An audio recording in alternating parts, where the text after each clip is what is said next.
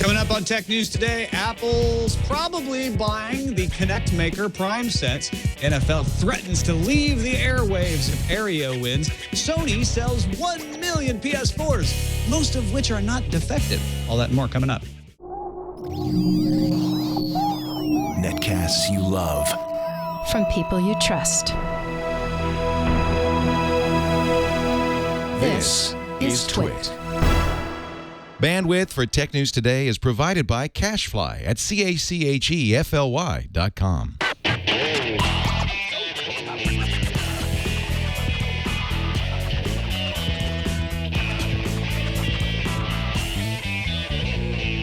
This is Tech News Today for Monday, November 18th, 2013. Tech News Today is brought to you by Squarespace, the all-in-one platform that makes it fast and easy to create your own professional website or online portfolio.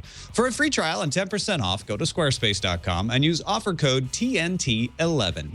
And by Stamps.com. Start using your time more effectively with Stamps.com. Use Stamps.com to buy and print real U.S. postage the instant you need it right from your desk. To get this special offer, go to Stamps.com now. Click on the radio microphone and enter TNT. That's Stamps.com. Enter TNT.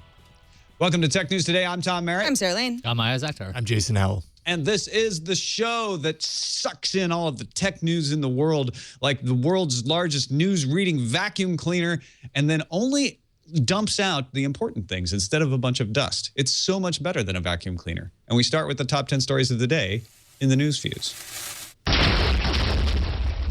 Doesn't pick up cat hair, though.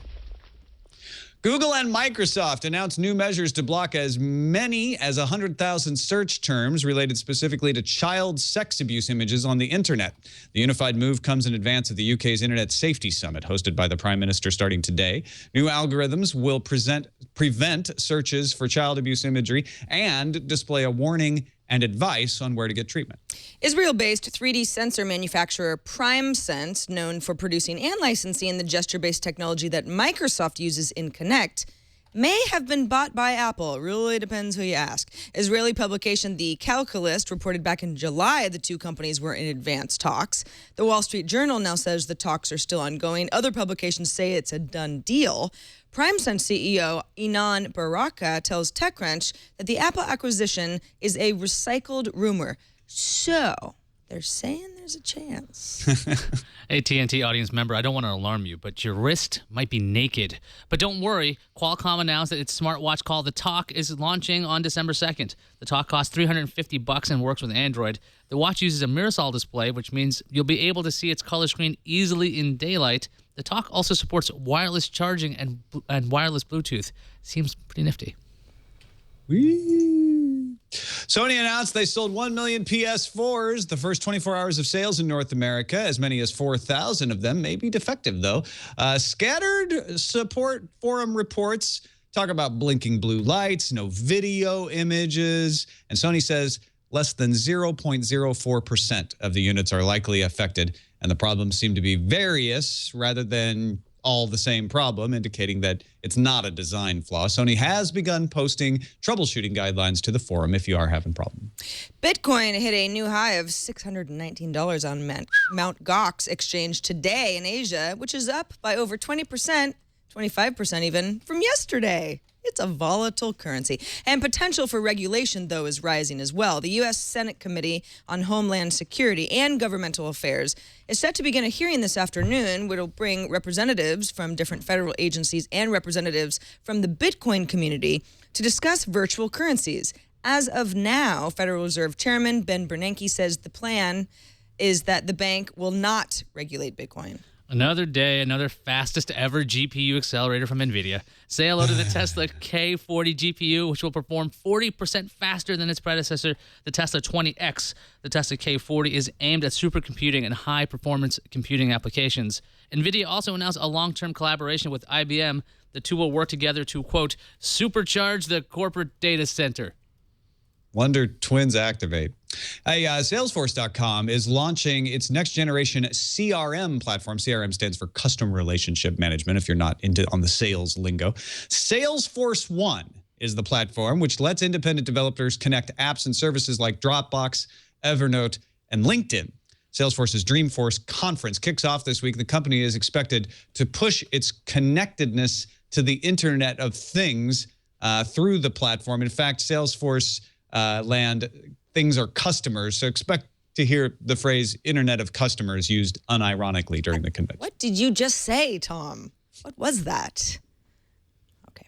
The Lumia 1520 is worth a look, so says Mary Jo Foley. She has a nice write-up on it, especially if you're contemplating using it in place of a mini tablet. Has a 1080p Full HD display, a Qualcomm Snapdragon 800 processor, 20 megapixel camera, ships with Windows Phone 8 OS with Update 3, has Lumia's Black Update all pre-installed.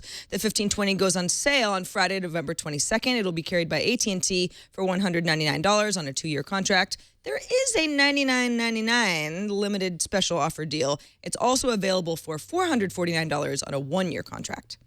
Sarah, the next news fuse will not use the words force or sales. Internet of Things. What does it mean? Customers. Amazon's Fire OS 3.1 is available for Kindle Fire users, featuring Goodreads integration for your book rating and book reading and recommending pleasure. Also, the ability to send TV shows and movies from your tablet to your Samsung TV or your PS3. They say PS4 supposedly coming soon. The update will roll out to Fire HD and HDX owners over the next couple of weeks, or you can go to Amazon.com and download it anytime you want. Marissa Meyer announced on Yahoo's Tumblr blog that all internal data will be encrypted by the end of March 2014. Yahoo's company servers will be encrypted using 2048-bit SSL. Meyer also says that Yahoo will offer users an option to encrypt all data flow to and from Yahoo by the end of Q1 of 2014. This episode of Tech News Today is brought to you by Squarespace.com. Squarespace is the all-in-one platform that makes it super easy to create not just a website. You can create a gallery or a store or a portfolio. That's what I do. I have a portfolio of my books available on my Squarespace site. You can have one too, and it can look great. You can be a design dummy like me and have beautiful designs from their award-winning templates, constantly improving the platform. They're always adding new stuff in there, and it's easy to use. If you want help, Squarespace has an amazing support team. They work 24 hours a day, 7 days a week, any question you got. And the customer support team has won numerous industry awards, most recently a Gold Stevie Award for outstanding service. But it's drag and drop. Inexpensive, starts at just $8 a month. That gets you all of their designs, all of their support, all of their help, a free domain name if you sign up for a year, and the reliability of the hosting. You don't have to do that separately. You don't have to manage that or worry about that. Squarespace takes care of it all. They're search engine optimized to start a trial with no credit card required and start building your website now. When you decide to sign up for Squarespace, make sure to use the offer code TNT11 to get 10% off and to show your support for Tech News Today. We thank Squarespace for their support of Tech News Today all the time. You can too, just add them on Twitter or Facebook or wherever you see them. Or go sign up and give them a shot. Squarespace, everything you need to create an exceptional website. All right, we were supposed to have Molly Wood today, but unfortunately, she had to cancel at the last minute emergency. She was very sorry. We're very sorry that she is not going to be with us either, but we're going to reschedule. She'll be back. We got lots of tech news to talk about anyway, so we'll be fine. Let's start with that PrimeSense acquisition. Is Apple buying PrimeSense or not? It depends. It depends on what you read, right? So a report from Calculus says Apple's in talks to buying 3D sensing company PrimeSense. Other reports said Apple has already bought it. Either way, the number being floated around was $345 million if this happened. PrimeSense was the company behind the technology that was in the original Kinect. Microsoft has since moved on. They use their own in-house technology for its latest Kinect in the Xbox One. Now, PrimeSense's original model used a large stationary sensor, but recently PrimeSense released a smaller version called the Capri, which is better suited for mobile. VentureBeat says that official confirmation of the acquisition is said to be planned for about 2 weeks. So maybe we'll find out if this is real. But if the deal does close, Sarah, what do you think PrimeSense's technology is going to end up in Apple products? Do you think it's going to be in an iOS device? Is it more suited for a laptop or something in a tablet? Well, I mean, it's something movement gesture based. What one would think, and if this is something that's already in the Kinect technology, which is, I mean, whether or not you use it, I don't think anybody's arguing that it's not cool.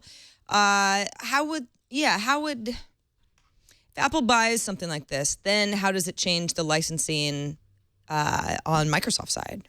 Well, that's easy. Microsoft no longer uses the PrimeSense sensor in the latest version of the Kinect that's coming out now. So Microsoft's free and clear. They were only using it in the original Kinect. Uh-huh. So that makes it easy on that side. But it also means PrimeSense is looking for something, right? They're looking for help. And I think this Capri sensor is the best bet. You can go two ways with it, right? You can say, oh, well, they're going to use a Kinect-like sensor in an Apple set-top box, which there have been plenty of rumors about that, or in an Apple TV, or maybe even in a desktop like the iMac.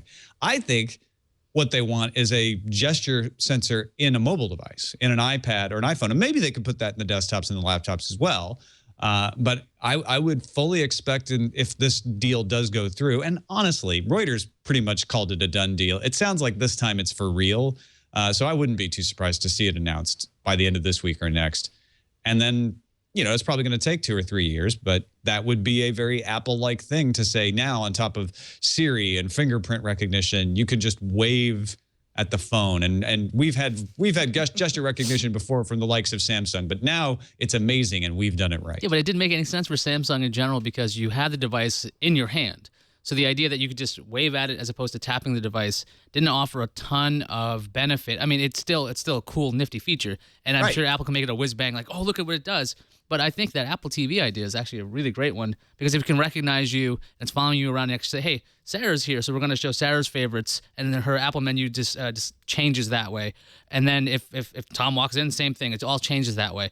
But I don't know if that's more of what the Xbox Kinect does now, and that's on Microsoft's built-in technology. So the 3D sensor technology alone, I don't know if that's enough without the software that Microsoft's done a ton of work on with their own in-house version of it. If they combine it with Siri, that it's watching what you're doing, and maybe when it sees you roll your eyes at Siri's results, it's like, oh, maybe I should give you more results or apologize profusely. But I'm not really sure how it works on a mobile device without it just being like, oh, that's nifty. That's what Apple will discover for you, right? You didn't think you wanted a tablet until they made the iPad and touchscreen smartphones, a keyboard, the smartphone. That'll never happen until Apple did it, right?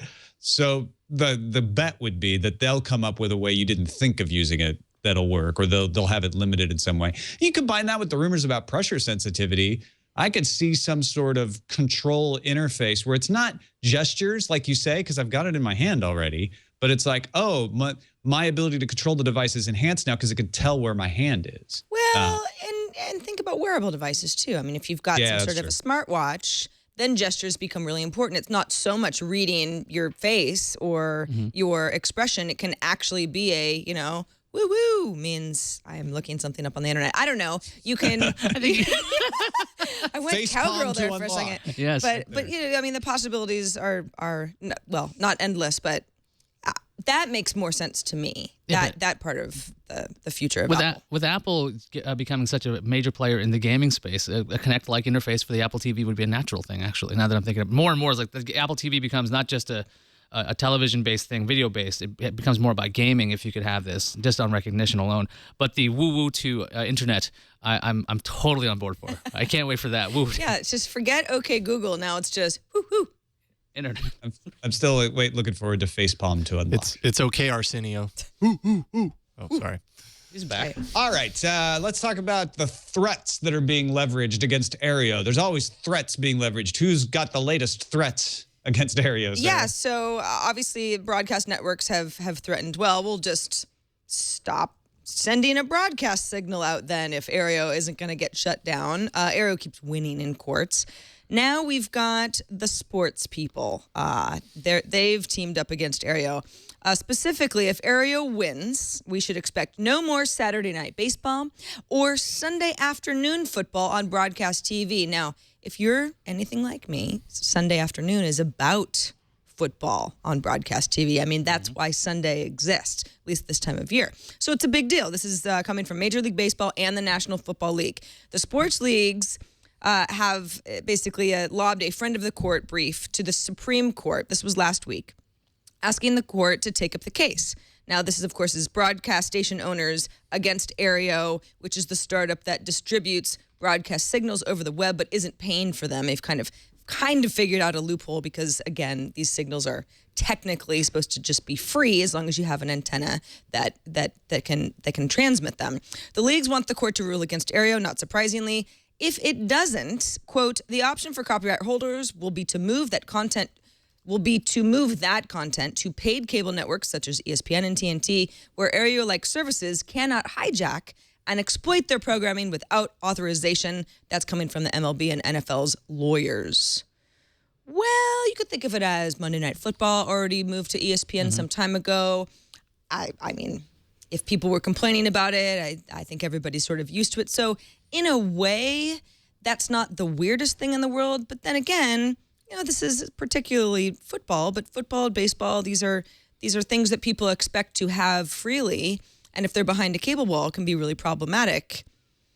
Do you think if the leagues could figure out a way to, let's say Aereo doesn't get shut down, leagues say, okay, well, we're dropping our commitments to the broadcast stations. Is there any way that they could be stopped on the legal side? I mean, they probably have to just run out the term of the deal for as long as they could, whatever the deals were.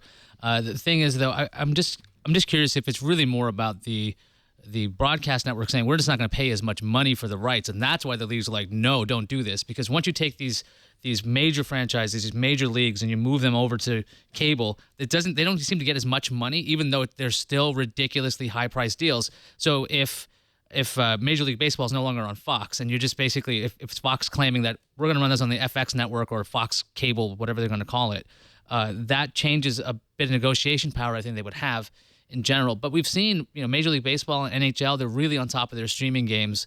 But football's been a bit cantankerous when it comes to streaming everything you want, unless you have like a DirecTV subscription or you buy some weird little loophole. So I don't know if legally they can do anything about it, but it just seems like it's more about what the broadcasters will do in payment.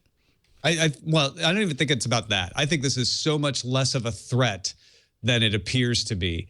Because let's think this through. What the broadcasters have already said is that if Aereo is found to be legal, they will move all of their primetime content, all of their valuable content to cable channels. So let's say they follow through with that. And the broadcast channels just become sort of public service, fulfilling the terms of the FCC license with a lot of issues and news and stuff like that. And all of your primetime shows go to CBS Cable and ABC Cable. Now, what could be a problem with that? What could be a problem is if MLB or NFL particularly say, whoa, wait a minute, we signed a deal with you to have broadcast football games. And that could cause a problem. So what the leagues are saying here is if they follow through on their threat to yank their valuable content and put it on cable, we'll let them. And frankly, it wouldn't affect hardly anyone. Most people get their broadcast networks over cable anyway, so they're not going to notice a thing. They're going to strike deals with the cable companies that say, keep our channels on the same channels on cable that they are on broadcast and move our broadcast versions to a different tier, because those broadcast versions are just going to be limpy public affairs issue stuff that's going to be a bunch of reruns.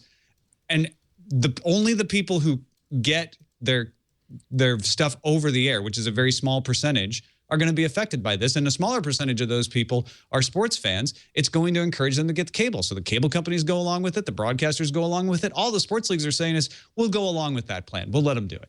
And so we're basically going to have like infinite rain delays on weekends. If you're watching like Channel 11 in New York, you're like, wait, where's the game? Oh, it's on rain delay. Actually, that's another channel. It'll feel like a rain delay, right? Because they'll be showing the same programs that they would have to show during a rain delay. All right, more 21 Jump Street on TV. All right. That's what's Wait, the old one or the new one? The old one. Okay. The show. You got to fill a lot of TV hours series, here. not the, and then Booker, the spinoff. Then TJ Hooker, probably. And then Sony has sold 1 million PS4s. We heard about that. And of course, a lot of people talking about these bricked units. Now, Sony says it's 0.4%, which would be about 4,000 of those 1 million units that are being affected. That's still a lot of units. Anecdotally, you got Firedog in the chat room. Jason says he's got a friend. John Tilton, Brian Brushwood's old assistant, had a bricked one. So anecdotally, I have a larger percentage of people I know seem to have run into bricked PS4s. I have a PS4 and it is not bricked. Played with it all weekend and it was just fine. What do you guys think? Is this just your normal, like, hey, products launch and they have bugs? That always happens. Or could this be Sony trying to deny something that's a little more widespread? I seriously doubt it's a widespread problem because Sony's betting a lot of money on the PS4. I don't think they rushed the release of it by any means, although it is out in the U.S. a week before the Xbox One, so maybe it was slightly rushed, but I don't really think that's going to be the case for something as high profile as the PlayStation 4. If it's only, what was it, 4%? Was that 0.4%, excuse me. That's a small number. And the original version of the Xbox, I don't remember the original numbers, but how many red rings of death we saw, it still didn't stop the Xbox from becoming a popular console. So I think this hopefully will be settled in a couple of weeks, but the idea that it's going to outrage people who can't get their hands on another one, on another PS4 because they have a brick, what are they going to do now? It's just, that's going to make, I think, people more sour than anything else. Sony has a bit of history, not necessarily always handling things well. I know we're talking hardware right now, but you remember the PlayStation Network hacking catastrophe of, gosh, what was that, 2 years ago now? That was not handled that well. So it's not as if Sony isn't capable of making some mistakes. But yeah, this sounds like a pretty small percentage, almost to, it kind of goes with the territory, especially when you're talking about moving that much merchandise. I think you're right, because my first reaction to all of this was products always have problems. And you bring up red ring of death. That's a great example of this. Sony to IGN said there have been several problems reported, which leads us to believe there is not a singular problem that could impact a broader percentage of systems. And that's where they gave the 0.4% number. So they're thinking like these are just happenstance. When you make that many, you're going to have some issues, and we'll try to track down those issues. They've put troubleshooting guides up on the forums. It's not like they're ignoring people. One of the common pieces of advice is to hold the power button for 7 seconds to totally turn off, then reboot the system, see if that fixes it. In some cases it has, in some cases it hasn't. They also say make sure the hard drive is properly seated. I don't know how many people are willing to go in there and make sure their hard drive is properly seated in their PS4 in general, but for those in this audience, that might be a worthwhile thing, because if it got jiggled loose, that could cause these video problems. It just wouldn't see anything. Firmware would boot up, but it wouldn't have a drive to go off of. I don't know. I liked the PS4. I think it's very much a video game device, but it doesn't have a lot of titles out for it right now. You can't really do a lot with it other than play Resogun. So my advice to people already was going to be, unless you really have to have the PS4, you could probably hold off on it for a while and wait for the bugs to get worked out. And here are the bugs. We have now embraced the bugs. Would either of you guys disagree with that? No, I mean, if it's a hard drive issue being like not, unseated, it just means that something was handled incorrectly.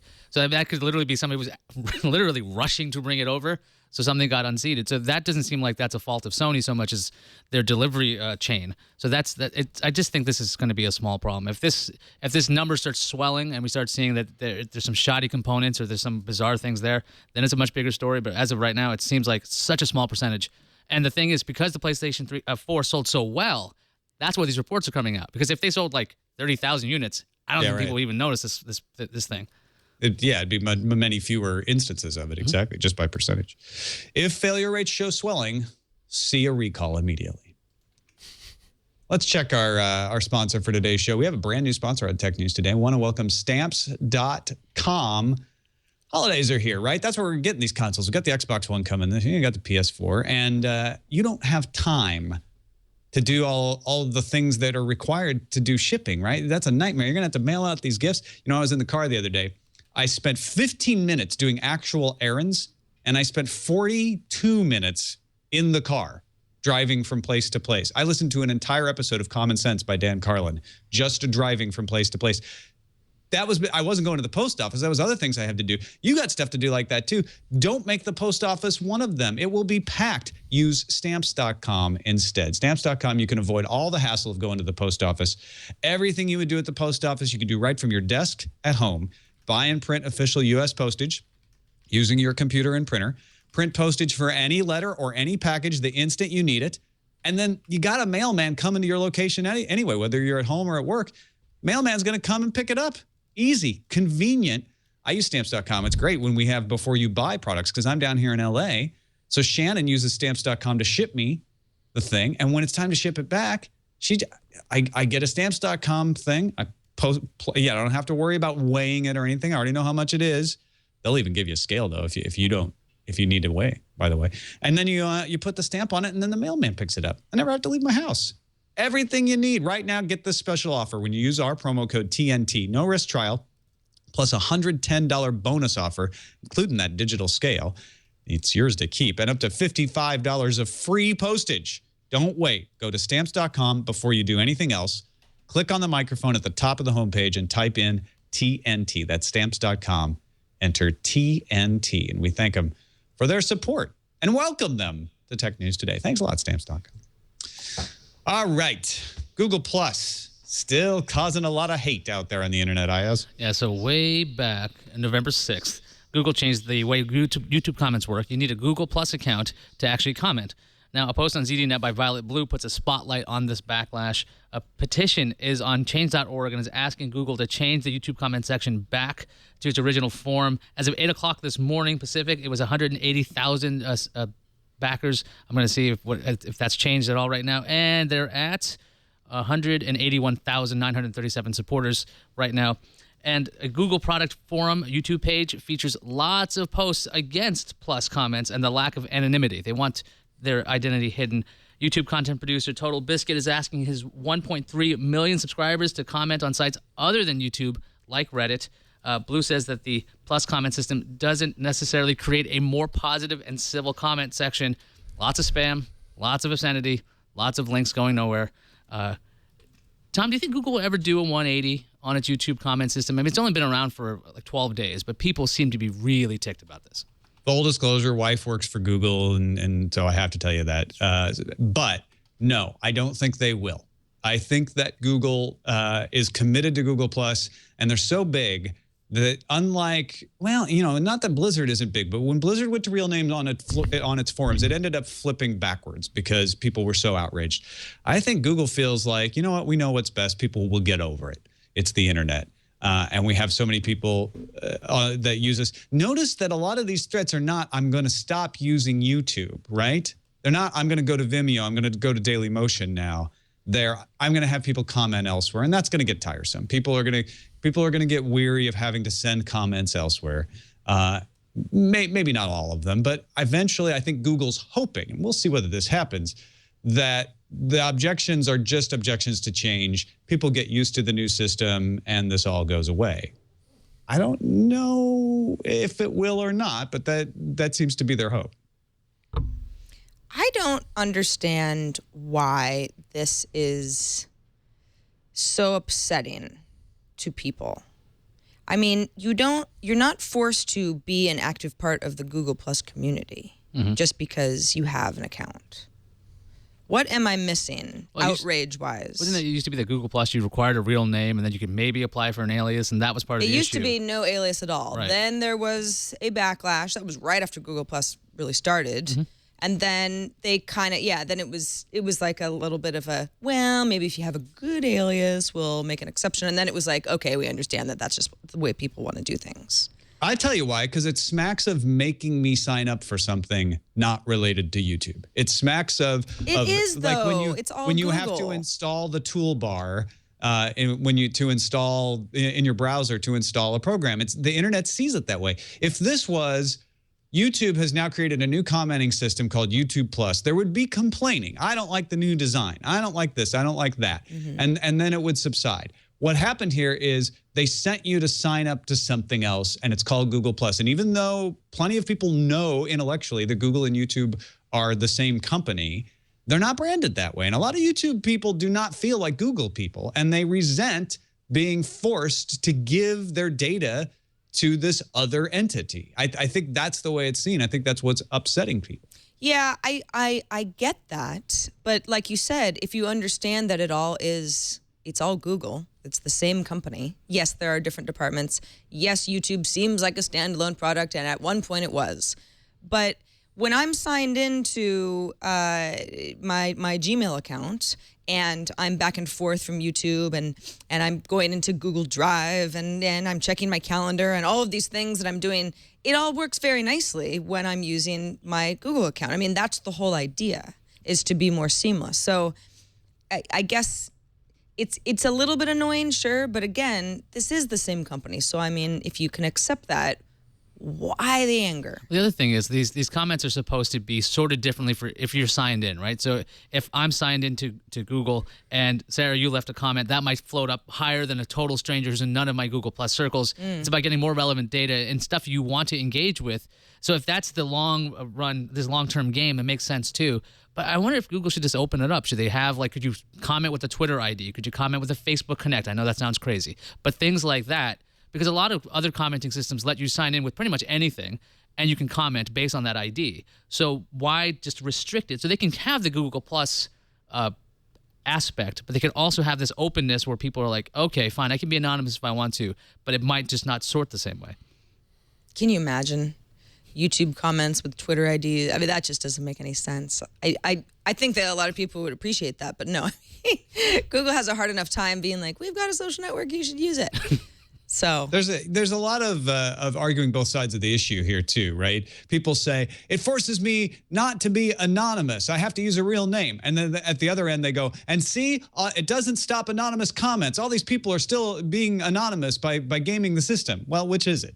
Does it force you to be anonymous or not? I mean, you can't have it both ways. I think that it really is just like it's change in identity. And that always angers people. When you force something on them, you don't give them a choice. They had no choice. You had to do it. That's when the internet gets its back up. Why didn't you? The internet's all about choice. And that's what you're talking about. And there's so much about Google Plus that can seem YouTube-y anyway. I understand that you can share all sorts of stuff on Google Plus, but a lot of things that people share are videos. And eventually, I see the two services just kind of melting into one thing. Yeah, it's not going to happen next week or anything, but it makes sense that YouTube is sort of like, it's this thriving community with so much content, you know, however many like millions of hours of content uploaded every second. I don't know. But the commenting is a mess.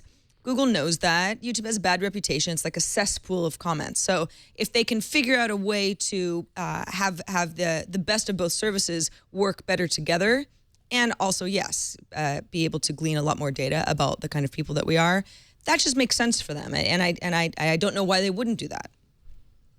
Yeah, I do think Google also is running into a little, you control too much information about me. Why do you want more? Even though they already had it. And go round and round all day. Let's talk about something less controversial than Google Plus, Bitcoin, which the U.S. government Wouldn't that be nice? Is accepting in order to regulate. It seems like. Is that what's going on in this story? Yeah, Bitcoin from its inception, which was back in 2009, I believe, when it was formally sort of introduced, has been really fascinating. Certainly to me, anyway. And over the weekend, Bitcoin went kind of crazy, you know. Last night, a bunch of people on my Twitter feed are like, Bitcoin's at like $550. This is insane. Today, it went up to 618, as I mentioned in the news views.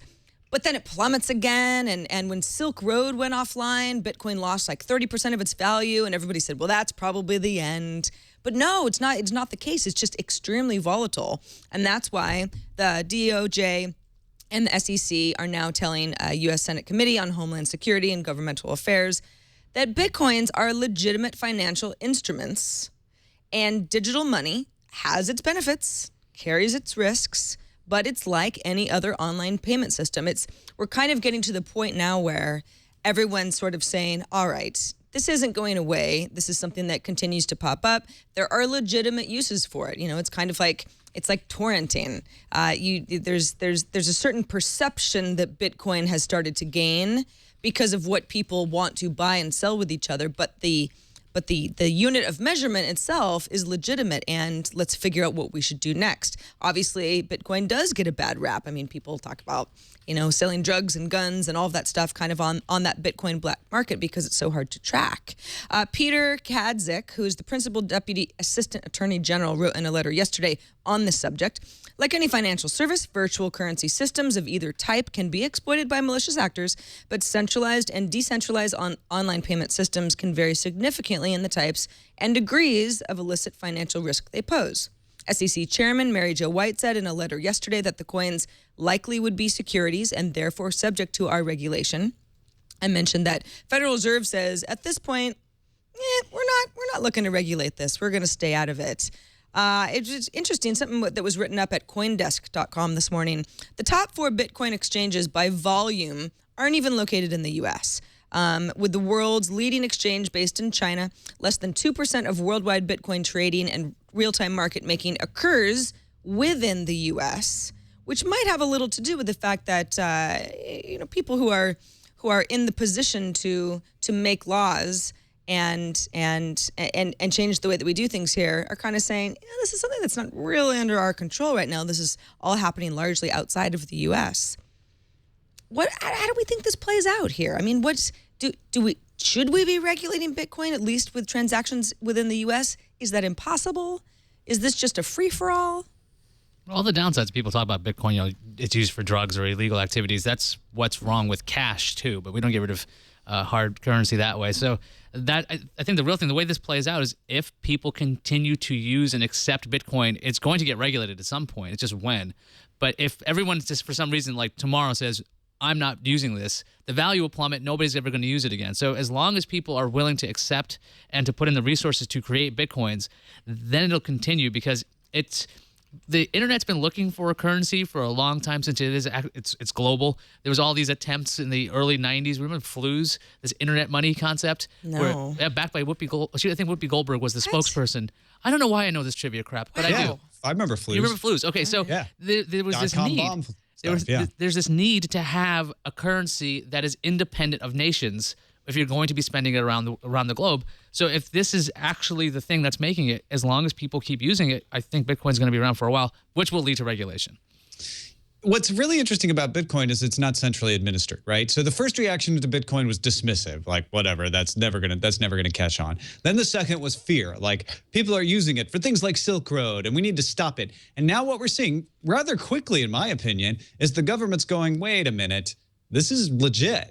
People are going to start using it. And if we're not careful, there's going to be a whole shadow economy, not because they're buying drugs or illegal things, but because they're just using something valuable as a medium of exchange. We better get a handle on it now before it gets out of hand. And to me, this is a huge vote of confidence in Bitcoin as a legitimate way of having a medium of exchange on the internet. And it's so far beyond flus, which was essentially just a points system. It was a way of saying, hey, don't fear buying things online. Use this instead. And it never caught on. Bitcoin is so much more than that because it's actual currency. And even though it does have occasional security problems, and we've covered these, especially on Security Now here on Twit, the ways that maybe they could be counterfeited, real money can be counterfeited a lot more easily.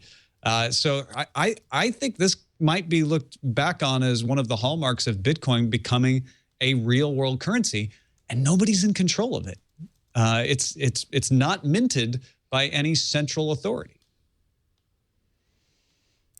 Yeah, I mean, I agree with you. I think there are a lot of people saying regulation. That's where everything gets messed up. But in a way, if regulators in the U.S. weren't trying to do this, I think that would be indicative of Bitcoin continuing to kind of spiral, not out of control, but as something that nobody really understands, and it's sort of the scary thing. You don't want to maybe participate because it seems like it's for the bad guys, but that simply isn't true. And there are a very, very small amount, but certain services, online services, that will accept Bitcoin as payment, and I think that that's going to continue to grow.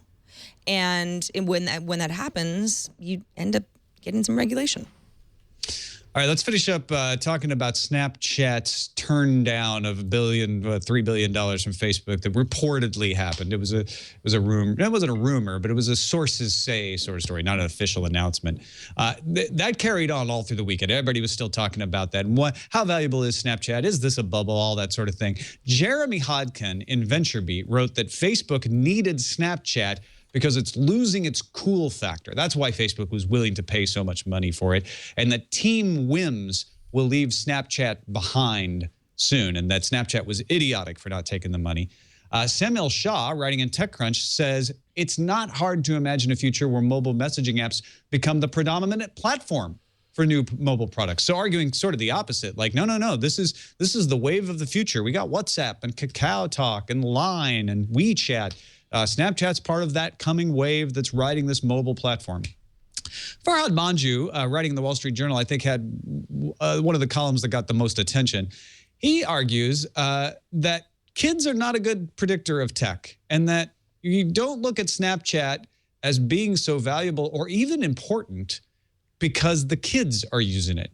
He said examples of where the kids were wrong: the iPhone, the iPad, the iPod, the Google search engine, YouTube, Twitter, Gmail, Google Maps, Pinterest, LinkedIn, Kindle, blogs, the personal computer. None of these were initially targeted to or primarily used by high school or college-age kids. And you might nitpick at a couple of those maybe, but he's got a nice long list there of things that are like, all right. Among tech startups that have earned a valuation of at least $1 billion since 2003, the average founder's age was 34. So kind of belying this like, oh, look for the 20-somethings and what they're doing. And Manju poses the question regarding Snapchat. Is Snapchat popular because we are tired of public sharing culture, which is actually what Semil Shah argues, like, hey, this is the next wave? Or is it because kids like to hide things from grown-ups, and this is just a trend, it's a whim, it's a fad, which is kind of what Jeremy Hodkin was arguing? Don't you think it's both? I love the idea of, and I am certainly not a child, but I like Snapchat a lot. I think it's great. I think it's, well, I mean, it's not the most perfect app ever, but I mean, I use it all the time. And a lot of it is just like, hey, look at this thing really quick. You don't need to save it. It doesn't need to be in your camera roll. You don't need to like dedicate any hard drive space to it. This is just a fleeting thing. It's a communication tool. I love that about it. At the same time, yes, we know that young people like to have, you know, secret language. You want your Instagram account to be locked down so mom can't see it. Something on Snapchat, there's a little bit of that, ooh, tee hee, you know, we shared something and now it's gone and the parents never knew, that sort of thing. But it's really two different things. The fun, like gleeful, ooh, this is, you know, it can be the sexting app because nothing is saved. That's going to morph out. The novelty is going to wear off on that. What actually is a reality is this whole disappearing media trend.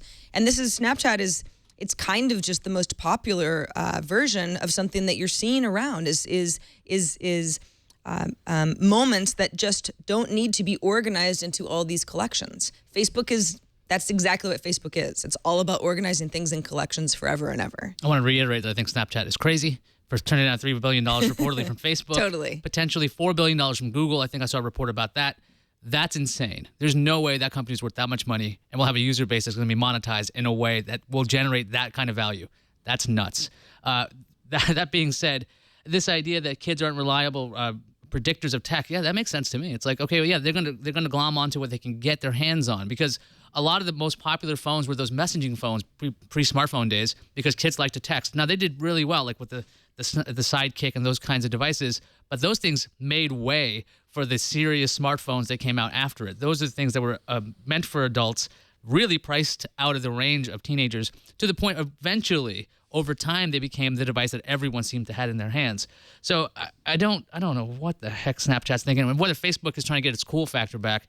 When Facebook was a closed social network for colleges only, that already had that feel of, okay, it's a private club, you had to be of a college age, and you had to have a .edu address. It was closed. And so for it to be cool now, especially when your parents are on it, that's already gone. So I don't know if Facebook can ever recapture that kind of youth glory days. I think Farhad Manju does a great job of bursting the bubble about whether this is about youth or not. He seems to almost argue that it's the opposite. I say age doesn't matter in this conversation at all.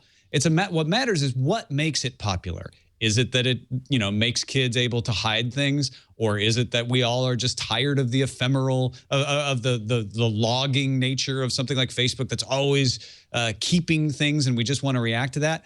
I don't know, but that is the key to whether Snapchat is idiotic or not. If Snapchat's appeal is just a passing fancy, we're just reacting to something and there's really not something deeper to it that can be built upon, then yes, Snapchat's insane. Unless maybe they're just waiting until February when they think it's at the peak of its hype and they sell it for $5 billion then. But yeah, otherwise they're insane.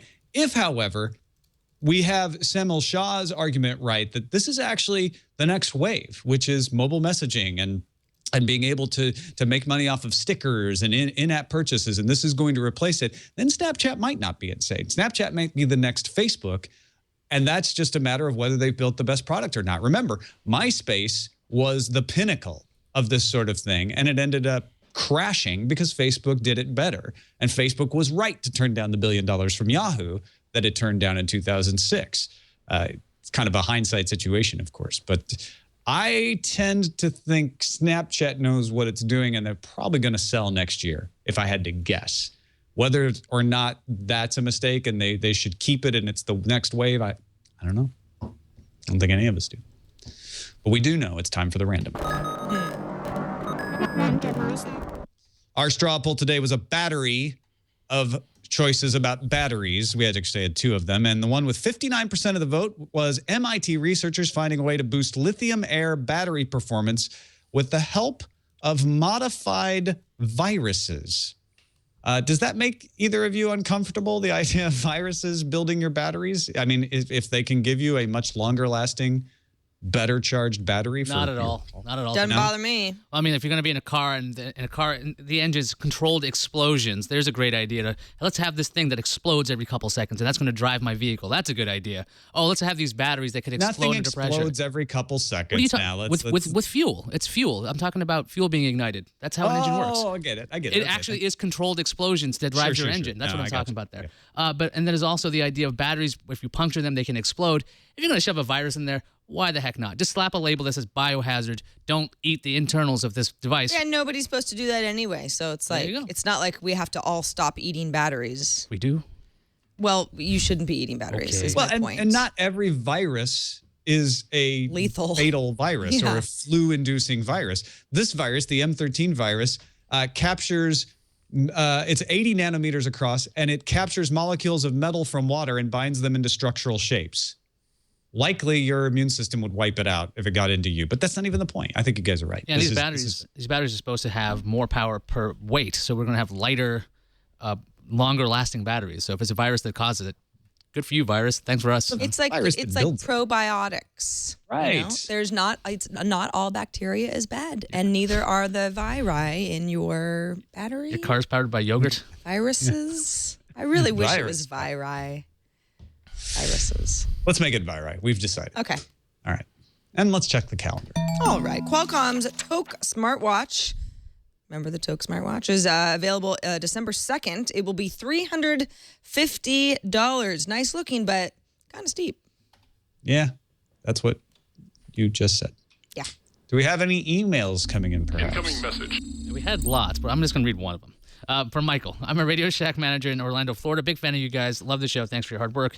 In reference to yesterday's show, while I love the idea of Coin, that's that device that stores other credit cards, I feel it will be difficult to secure the validity of a device like this for use in many stores.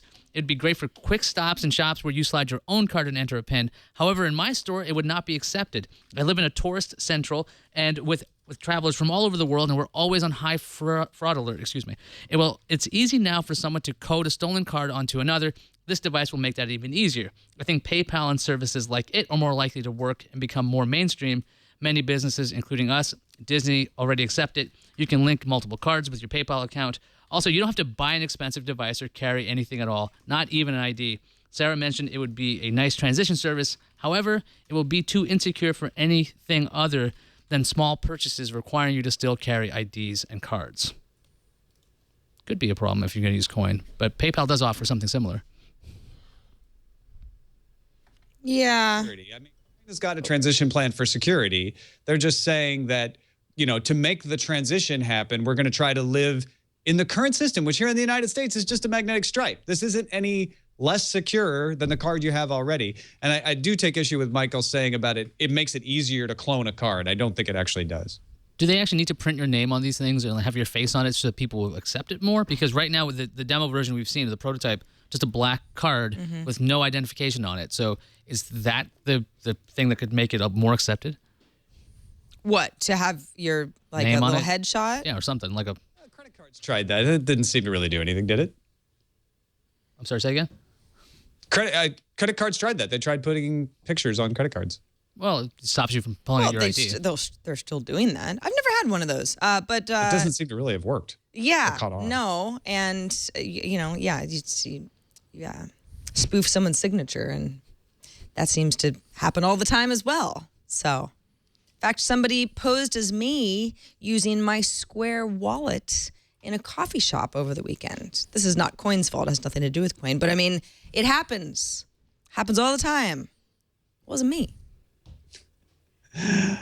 All right. Well, that is it for this episode of Tech News Today. Like we said, Mollywood was supposed to be on the show, but she had to cancel at the last minute, so hopefully we'll reschedule. Don't forget to join us in our subreddit, technewstoday.reddit.com, where you can submit stories and do all kinds of stuff like that. You can also email us, tnt@twit.tv. Give us a call, 260-TNT-SHOW. Subscribe to our YouTube channel at youtube.com/technewstoday. And, of course, subscribe to the podcast. Get all the show notes at twit.tv/TNT. We'll be back tomorrow with Steve Kovac as our guest. See you then.